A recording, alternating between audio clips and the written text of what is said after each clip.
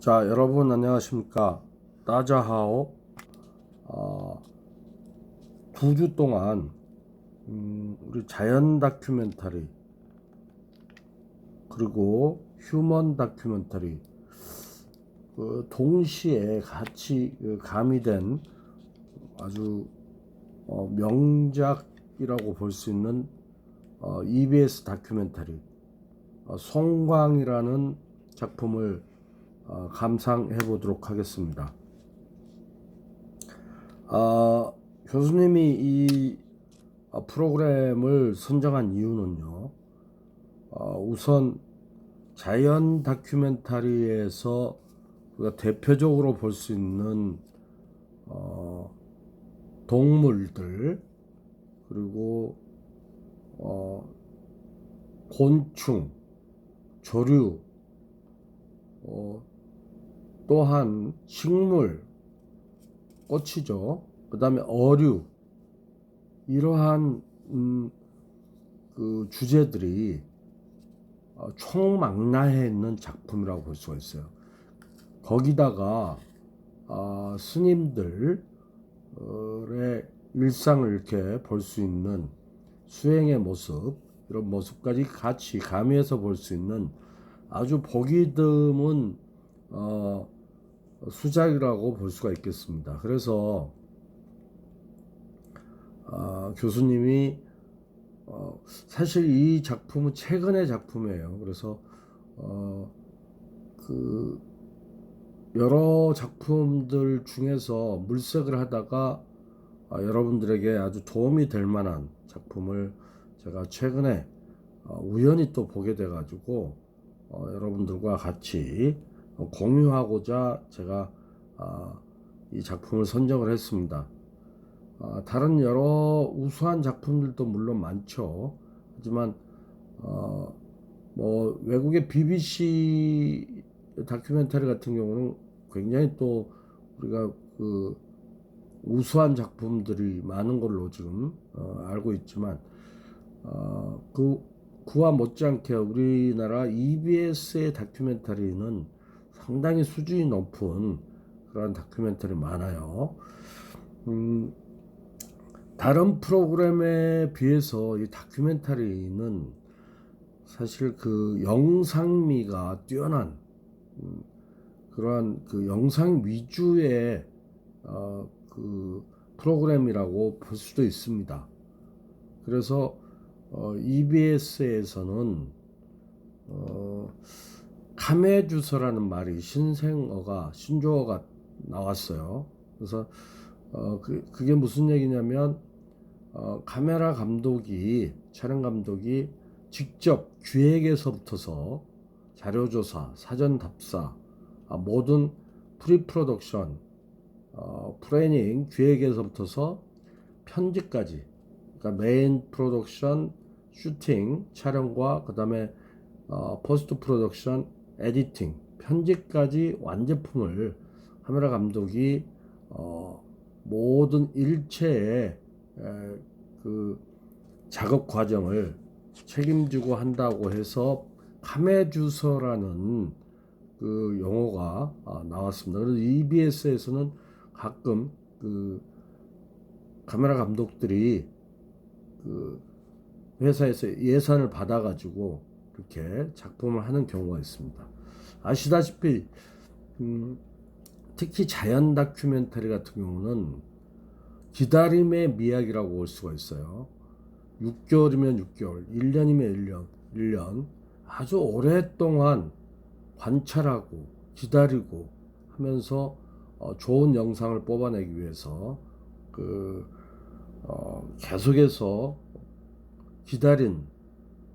기다리고 또 그러니까 거의 집에 귀가하지도 못하고 몇 개월에 한 번씩 이렇게 산 사람들처럼 수염도 제대로 깎지 못하고 언제 어느 때 동물들이나 또는 조류, 곤충, 그다음에 어류 망라하고 언제 어느 때 그 좋은 장면이 나올지 모르기 때문에 항상 관찰하고 기다리고 있는 그러한 게 특징이라고 볼 수가 있어요.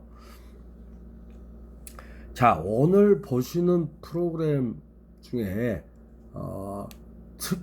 몇 가지 제가 촬영에 있어서 여러분들에게 조금 정보를 말씀드릴 게 몇 가지가 있어요. 나중에 이제 시간이 되면 여기 자연 다큐멘터리가 이렇게 오늘 보여지기 때문에 2주에 걸쳐서 송강이라는 작품을 2부작으로 이렇게 볼 건데요.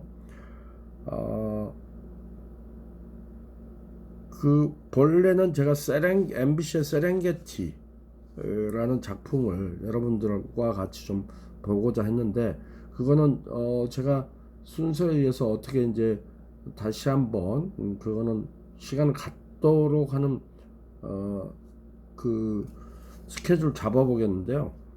그렇지 않고 우리가 또 봐야 될 게 또 많기 때문에 자연 다큐멘터리 이걸로 대체할 수도 있겠습니다. 어쨌든 자연 다큐멘터리의 특징은요, 특히 동물들, 초식동물이든 맹수든 간에 동물들은 가까운 곳에서 우리가 촬영하기는 힘들죠. 그래서 멀리서 망원으로 위험하기도 하기 때문에 관찰하다가 좋은 장면이 나오면 이렇게 촬영하는 그런 그 기법을 쓰고 있죠. 그래서 망원 촬영을 많이 하고 있다. 그런가 하면 오늘 보시는 이 작품에는 물론 이제 망원 촬영도 있고요. 그 다음에 또 그 가까운 곳에서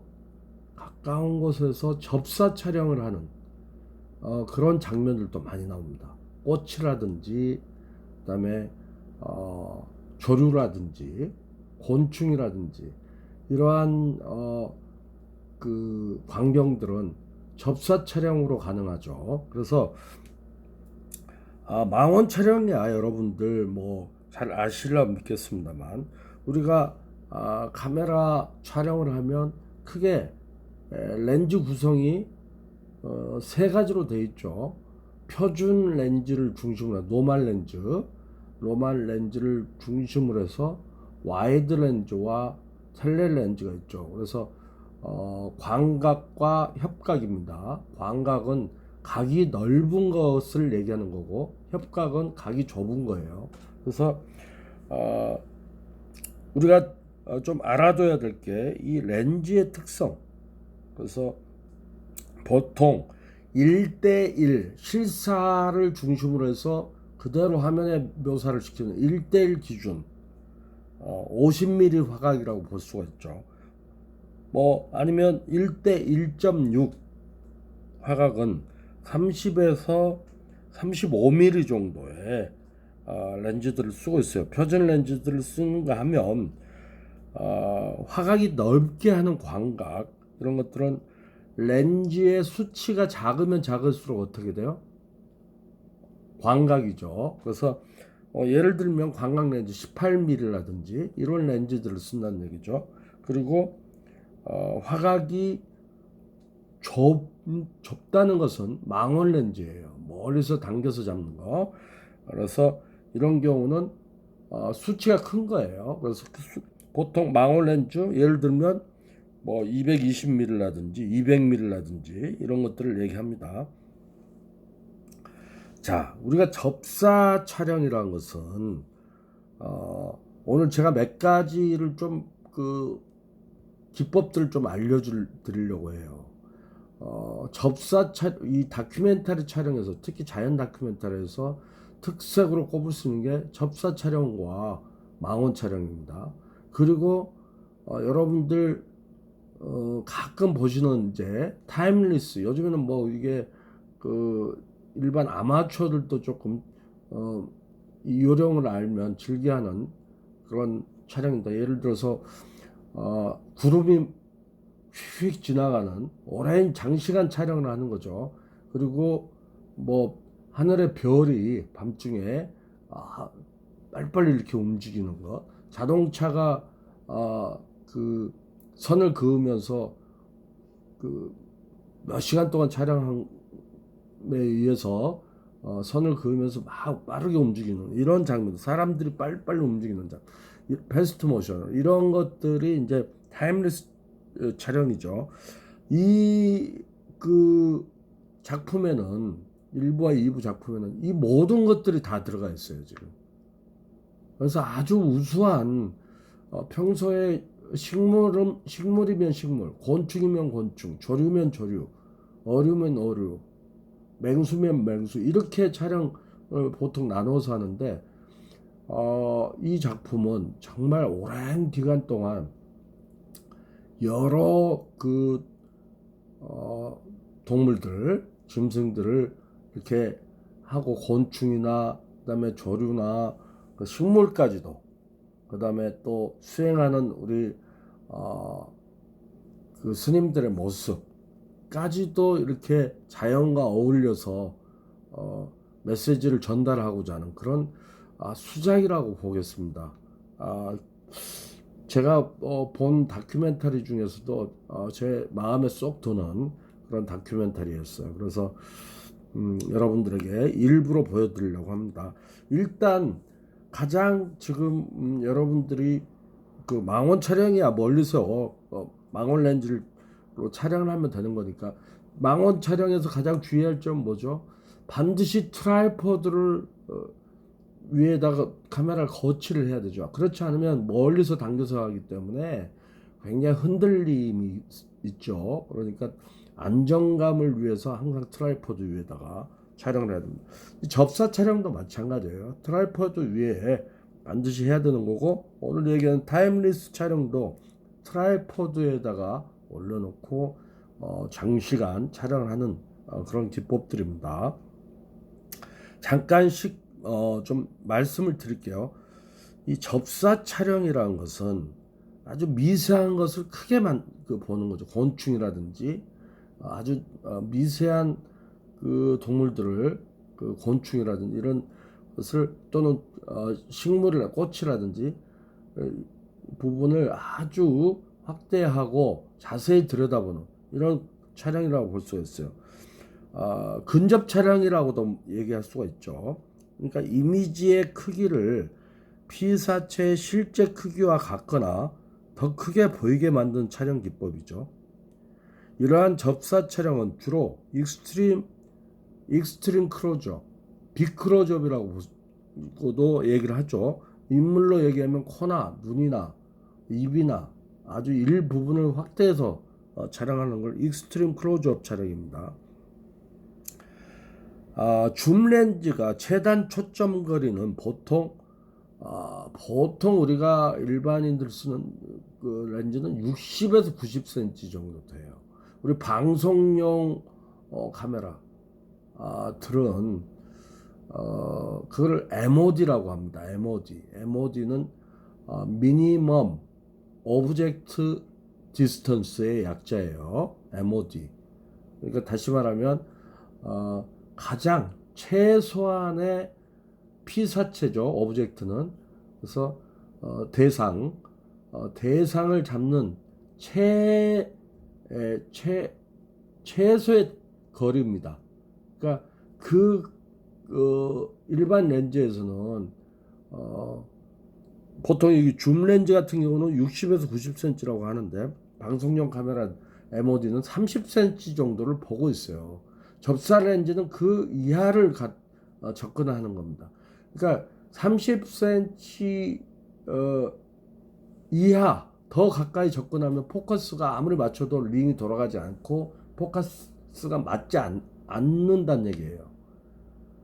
그거는 이제 그 방송 실무자들 촬영 감독들은 그 MOD라는 거에 대해서는 이제 잘 알고 있죠. 그래서 미니멈 오브젝트 디스턴스라고 해서 최단거리, 그러니까 최소한의 거리를 유지해야만 포커스가 맞는다는 얘기예요. 너무 가까이 접근하면 포커스가 안 맞. 링이 그 맥스로 돌아갔을 때도 최단거리 쪽으로 가면 포커스 더 이상 안 맞는다는 얘기죠. 초점이 그런 것들이 이제 MOD예요. 그런데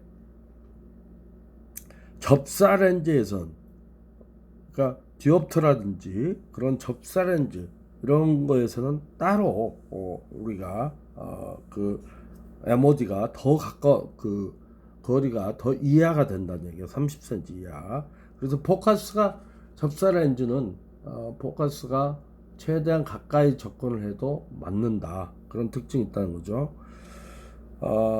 그래서 접사용 부속품들을 병용해서 카메라의 최단 촬영 거리보다 더 가까이 촬영하는 경우를 말하는데, 우리가 그 카메라만으로도 어느 정도 접사가 가능한 경우도 많기 때문에 촬영 시에 노출을 증가할 필요가 있는 거리, 즉 렌즈 초점 거리의 10배보다 촬영 거리가 짧은 조건을 접사로 보고 있습니다. 접사에 이용되는 기제들은 뭐 여러 가지가 있죠. 접사용 매크로 렌즈, 그러니까 접사용 렌즈를 영어로 매크로 렌즈라고 해요. 그리고 렌즈 전면에 부착하는 메니스커스 보조 렌즈도 있고요. 그다음에 합성 초점 거리가 짧아진 그런 그 특징이 있습니다. 이 보조 렌즈 같은 경우는 어터치먼트 또는 클로즈업 렌즈라고도 하는데, 연동용으로는 보조 렌즈에 거리계에 보정 렌즈를 추가한 오토업도 따로 있습니다. 자, 그래서 렌즈 우리가 F 넘버라고 우리가 그 촬영 하신 분들을, 촬영에 관심 많은 분들은 아시겠지만 F 넘버가 뭐죠? 아이리스잖아요. 아이리스. 노출입니다. 노출은 어떻게 되죠? 숫자가 클수록 어떻게 돼요? 조리개를 조여주는 겁니다. 아이리스를 조여주는 거예요.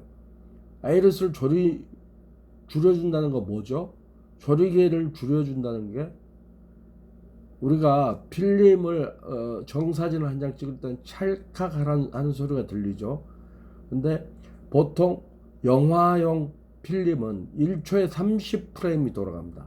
찰칵 사진 한 장 찍은 건 원 프레임이에요. 하나의 프레임인데 그 프레임을 정사진에서는 찰칵하고 찍혀요.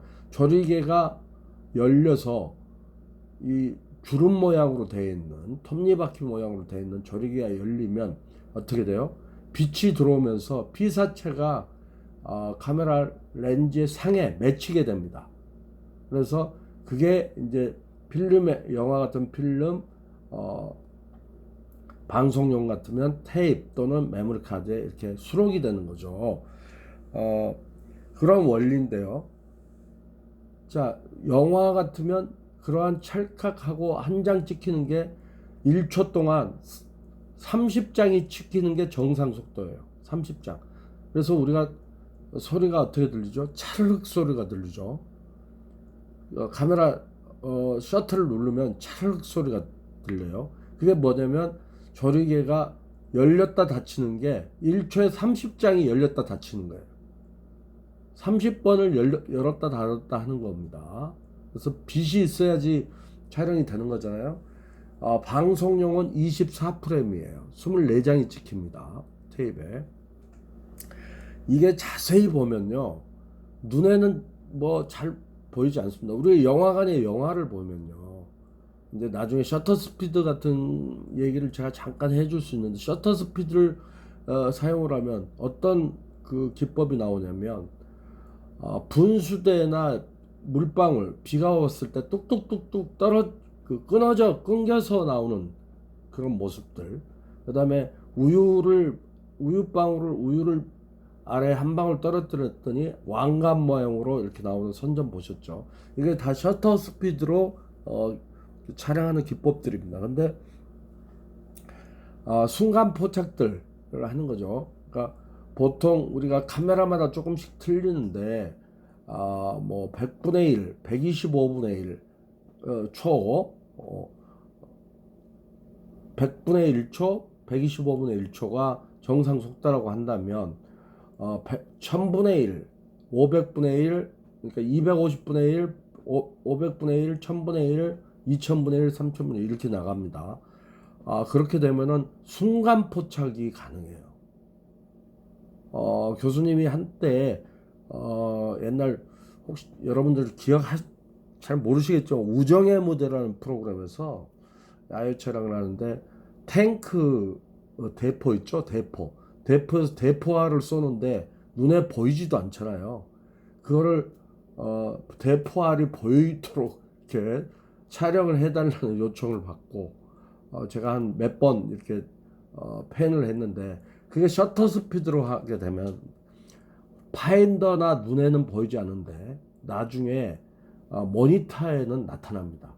제가 그런 경험이 있어요. 그래서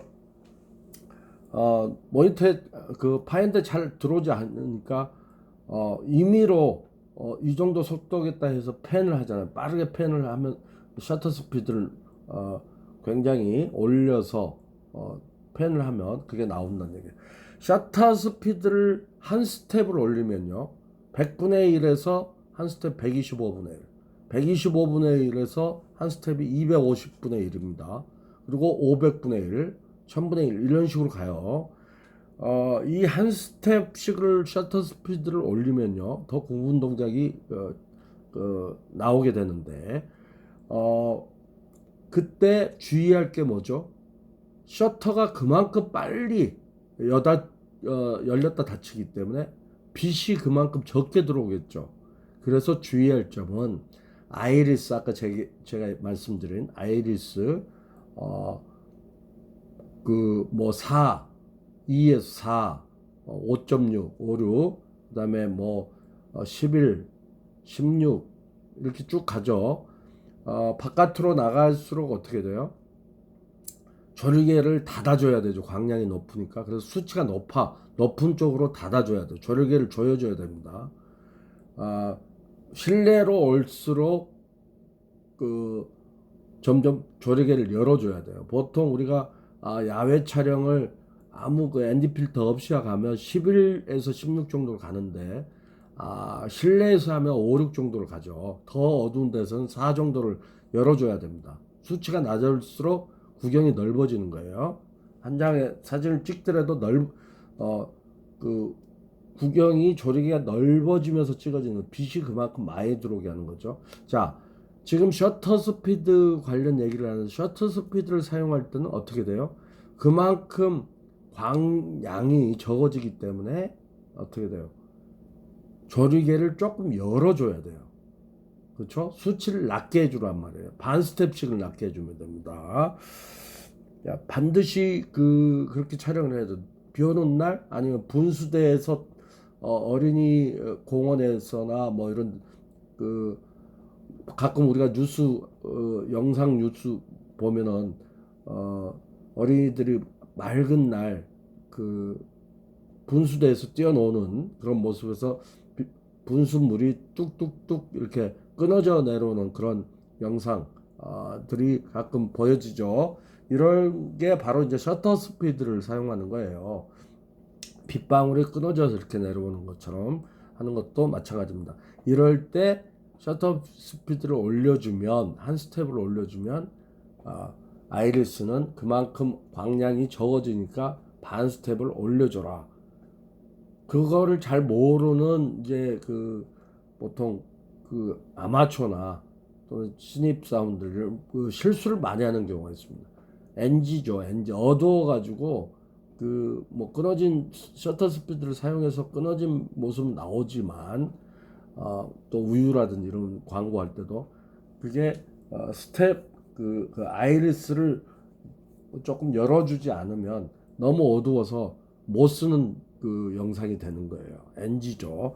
그러니까 그런 것들을 이런 셔터 스피드를 촬영할 때는 그런 점을 주의해야 된다.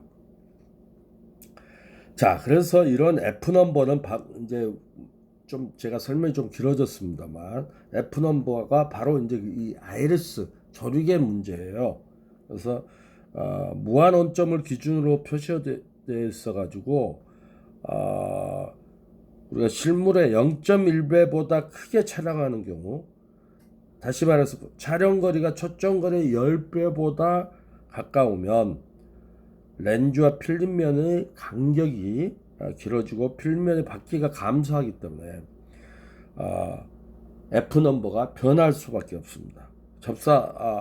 촬영을 할 때도 마찬가지예요. 따라서 노출을 어떻게 해야 돼요? 증가시켜 줘야 되겠죠. 그죠? 노출을 증가시켜 줘야 돼요. 노출을 증가시킨다는 거는 F 넘버를 어떻게 해준다? 낮은 수치로 가는 거예요. 조르기를 열어주는 거는. 그렇죠?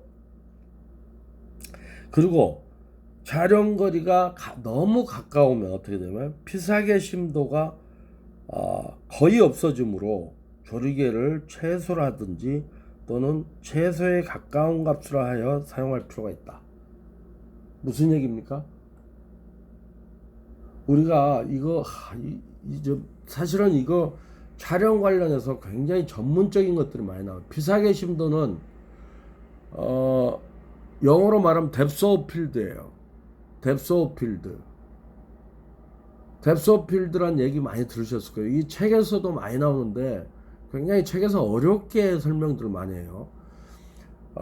이 초점 거리와 관련해서 수치도 뭐 여러 가지 뭐 과학적으로 나오는 렌즈 과학적으로 설명하는 책들이 많고 굉장히 어렵게 설명들을 하고 있어요. 그래서 여러분들이 아마 촬영에서 피사계 심도 얘기 나오면 좀 잘 이해를 못하고 머리 아파하는 경향이 좀 있습니다. 피사계 심도하고 초점 심도하고는 좀 달라요. 초점 심도, 피사계 심도 제가 시간이 걸리더라도 조금 설명해 드릴게요. 가장 간단하게 이해할 수 있는 방법. 자, 왼쪽 손하고 오른쪽 손을 팔을 올려 보세요. 눈앞에 정면으로. 그리고 그 엄지손가락을 다 주먹을 쥐고 엄지손가락만을 펴보세요. 그리고 왼쪽 손을 쭉 뻗어서 멀리 가게 하고 오른쪽 손은 굽혀서 눈 앞으로 오게 하십시오. 제가 하라는 대로 그대로 하세요. 이거를 알면 피사계 심도 금방 알아요. 아주 쉽게 이해할 수 있는 방법입니다. 자, 엄지손가락, 부손가락을 일치시키세요. 눈하고에 일치시키세요. 자, 그래서 엄지손가락, 부손가락이 포커스가 이 밤에는 더 이제 심도가 얕아지겠죠. 포커스가 제가 지금 밤에 지금 이 녹화 촬영을 하고 있는데요. 낮이라고 생각하고 제가 지금 설명을 하겠습니다. 낮에는 조금 더 광량이 높아지니까 이게 뭡니까? 이 피사계 심도가 깊어요. 깊다는 것은 다시 말해서 피사계 심도는 초점 심도는 두 피사체가 있다고 봤을 때 배경 저 뒤에 꽃이 있고 앞에 사람 있다. 둘 다 피사체죠. 그 두 대상이 있을 때 그 두 대상이 다 둘 다 포커스가 화면 안에 맞아서 들어오는 현상을 얘기합니다. 그 거리가 깊냐 아니면 짧냐, 길거나 짧은 거, 짧은 거는 얕다고 하는 거예요. 포커스가 그만큼 범위가 좁아지는 겁니다. 멀리 있는 피사체까지 같이 맞은 거를 깊다고 하고 길다, 넓다고도 얘기하고 길다고. 이게 바로 피사계 심도예요. 자, 두 손가락을 이렇게 봤을 때 왼쪽 손이 뻗쳐 있죠. 그 왼쪽 손이 포커스가 두 개가 다 안 맞을 겁니다. 앞쪽은 오른쪽 손은 눈 바로 앞에 있고 왼쪽 손 쭉 뻗어 있어요. 자, 앞쪽에 있는 오른쪽 엄지손가락에 포커스를 맞춰 보십시오. 초점을. 자, 두 손 들고 있죠. 엄지손가락. 앞쪽에 맞추면 뒤쪽은 나갑니다. 멀리 뻗어 있는 거는. 포커스가 나가 있죠. 자, 그 상태에서 포커스 뒤쪽이 안 맞죠. 앞쪽에다 포커스가 우리가 그쪽에 집중을 하고 있으니까 그 상태에서요. 왼쪽 손을 점점 오른쪽 손으로 가까이 눈앞으로 점점 다가와 보세요. 어느 순간에 앞에 포커스를 맞추고 있는데도 오른쪽 엄지손가락에 집중해서 포커스를 맞췄는데도 뒤 손가락까지 포커스가 맞는 지점이 있을 겁니다. 바로 그게 피사계 심도예요. 그 맞는 범위. 멀리 가면 떨어지면 떨어질수록 안 맞겠죠. 자, 이 얘기는 무슨 얘기냐면 이거는 렌즈하고도 관계가 있고요. 카메라 위치가 피사체에 얼마만큼 가까이 있냐에 따라서도 또 틀려요. 지금 얘기한 근접 촬영하는 접사 촬영 같은 경우는 그만큼 포커스 범위가 심도가 옅어집니다. 그 얘기는 범위가 넓지 않다는 얘기예요. 그래서 접사 촬영에 주의할 점은 하나의 꽃을 하나 잡는데도 거기에 주제를 어디에다 둘 것인지, 이파리에다 둘 것인지 꽃 봉우리에 둘 것인지를 주제를 선택을 해야 돼요. 바로 옆에 있는데도 꽃봉우리하고 잎사귀하고 바로 옆에 있는데도 포커스가 나가 있어요. 그만큼 심도가 얕다는 얘기예요. 그래서 주제를 정확하게 어느 쪽으로 둘 것인가를 잡아야 됩니다. 자, 뎁스 오브 필드, 피사계 심도 절대 잊어버리지 마십시오. 아시겠죠? 그러면 거기에 이제 초점 심도라고 있어요. 뎁스 오브 포커스입니다. 뎁스 오브 필드가 아니고 아까는 그 범위를 얘기할 때 범위를 얘기하는 건데 이거는 초점이 맞는 범위를 얘기하는 거고 초점 심도는 포커스의 심도를 얘기하고 있어요. 그래서 우리가 일부러 이 기법 중에서 뒤에 있는 포커스에다 맞췄다가 앞에 있는 그 인물에다가 뒤에 있는 꽃에 포커스를 맞췄다 앞에 얼굴은 어른거리죠. 그러다가 앞쪽으로 당겨서 잡으면 포커스를 하게 되면 뒤쪽은 나가고 포커스가 앞쪽 얼굴에 맞는 이러한 것들 초점 심도라고 해요. 이거는 아까 피사계 심도하고는 약간 다른 부분이죠. 투샷을 했을 때 같이 맞는 범위를 얘기하는 거고 이거는 한 인물이나 배경에 주제를 놓고 했을 때 뎁스 오브 포커스라고 얘기합니다. 망원 렌즈일수록 망원 렌즈는 어떨 때 씁니까? 멀리서 당겨 쓰는 겁니다. 텔레로 망원경 아시죠? 텔레 렌즈. 그래서 텔레스코프잖아요. 망원경은 멀리 있는 물체를 당겨서 보는 거예요. 이런 망원 렌즈를 썼을 때는 심도가 얕아집니다. 피사계 심도가. 아시겠죠? 뎁스 오브 포커스는 그만큼 포커스가 피사계 심도에 의해서 차이가 많이 나기 때문에 그만큼 그런 기법을 쓰기가 아주 좋아요.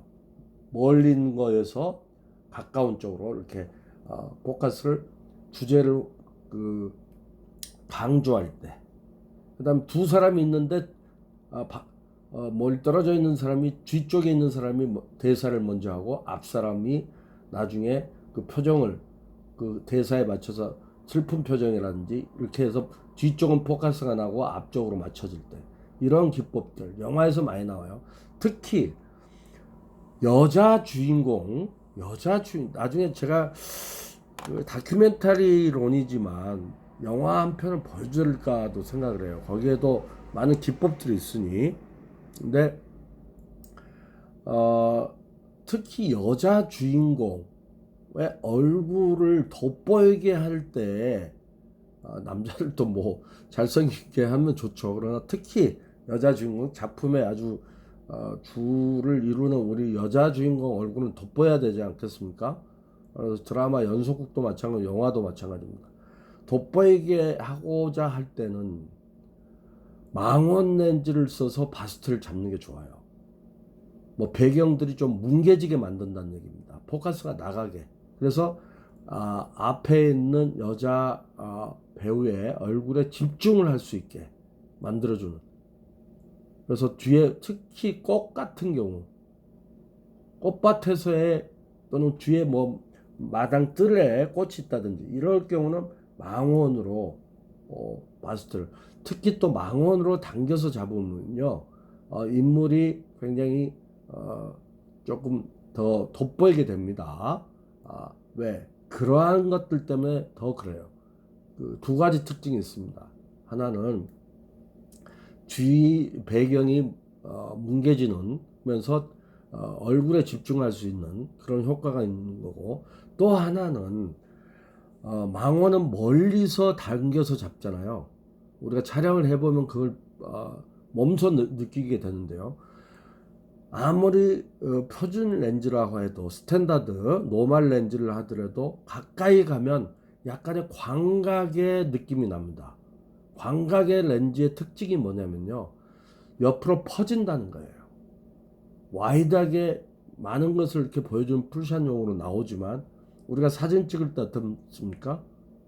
결혼식 사진 찍을 때 양쪽 노멀 렌즈를 가지고 촬영을 해도, 특히 여러 하객들이 많아서 많은 사람 담을 때는 광각 렌즈로 찍거든요. 그러면 어떻게 됩니까? 옆에 있는 사람들 막 더 가까이 이렇게 중앙으로 모이라고 하죠. 뭐 사이즈가 들어오는 것도 좋지, 중요하지만, 왜냐면요, 겉으로 나갈수록 비대해지게 보여요. 또 가까이 갈수록 그게 바로 이제 디스토션이라는 얘기인데, 왜곡된 현상이 나옵니다. 그래서 가능하면 배우의 얼굴들을 예쁘게 보여주는 거는 멀리서 망원으로 당겨서 촬영하는 게 그 두 가지 특징 때문에 유의미하다라고 제가 말씀드린다는 얘기죠. 보통 드라마나 영화에서 그렇게 많이 촬영을 합니다. 스튜디오 같은 경우는 장소가 좁기 때문에 그때그때 멀티 카메라로, 특성이 스튜디오 촬영은 여러 대 카메라로 연기의 그 흐름을 끊지 않고 계속해서 한 카트 한 카트로 촬영하는 게 아니고, 마치 연극이나 뮤지컬에서 공연을 하고 있으면 여러 대 카메라로 그 연기의 흐름을 끊기지 않고 그 촬영하는 그런 특성이 있기 때문에, 일일이 한 카트 한 카트를, 그리고 그 좁은 공간에서 가까이 세트들이 많기 때문에 그래서 멀리서 망원 촬영하기가 힘들어요. 그러나 야외 촬영 시에는 인물을 특별히 돋보이게 할 때는 망원 촬영을 하는 게 좋습니다. 접사 촬영을 하는데 또 망원 촬영으로 갑자기 갔는데, 어쨌든 이 뎁스 오브 필드, 그다음에 뎁스 오브 포커스를 제가 말씀드리면서 여러분들에게 이해하기 쉽게 제가 말씀드렸습니다. 자, 제가 빨리 얘기할게요. 그 작품 감상을 해야 되는데, 접사, 다시 얘기해서 클로즈업이에요. 접사도 두 가지가 있습니다. 그냥 보통 접사 촬영이 있고요. 또 하나는 아주 미세한 것들을 곤충이나 아주 미세한 세포, 뭐 현미경까지는 아니더라도 아주 미세한 것을 확대시켜서 촬영하는 거 초접사 촬영이라고 해요. 초접사. 그러니까 이러한 접사 촬영에는 매크로 렌즈, 접사 렌즈를 매크로 렌즈라고 해요. 그 다음에 링프레시 또는 듀일라이트라든지 접사링이라든지 텔레컨버터라든지 릴리즈, 이런 것들이 장비들이 동원이 됩니다. 같이 사용이 됩니다. 어떨 때는 이 가까이서 아주 미세한 걸 촬영할 때 아무리 호흡을 멈추고 우리가 촬영할 때 흔들림이 없이 할 때는 두 손을, 양손을 완전히 붙이고 트라이포드를 사용 안 하고, 가능하면 접사 촬영은 무조건 그 트라이포드를 사용하는 게 좋아요. 흔들림을 방지하기 위해서. 그러나 어쩔 수 없이 급한 상황에서 그 핸디로 촬영할 때는 어떻게 하죠? 흔들림을 줄이기 위해서는 호흡을 멈추고 양쪽 손을 어깨 그 겨드랑이에 딱 붙여서 멀리 손이 떨어지면 떨어질수록 어떻게 돼요? 흔들림이 많아집니다. 그래서 우리 그 사람의 다리가 트라이포드 역할을 하는 거예요.